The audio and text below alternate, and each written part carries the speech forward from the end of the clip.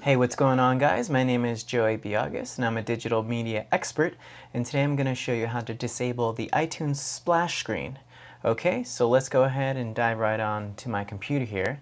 Now, I'm not going to really even deal with iTunes. It's mainly just getting rid of one file here. Okay, so you want to go to your library. Okay, I do have my library located on the side of my Finder window here, but go ahead and locate that on your computer. And then you want to go down to Preferences right here. Okay, and then under Preferences is where we want to find a specific file, because we basically just want to delete this file. Okay, so once we delete the file, what will happen is iTunes will skip over that task that is supposed to happen, which is the splash screen.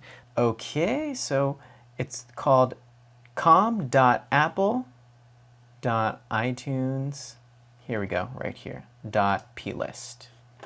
Okay, so you want to find that file right here. Or maybe if you want to just type that into your Spotlight, it might be a little bit quicker. Okay, but what I'm going to do is basically just right click, move to trash, boom, done. Done and done. And that's basically it. So all we have to do is remove that file, and then when we launch iTunes, it will skip over the splash screen and basically disable it. So if you have any other questions, please let us know, and thank you for watching.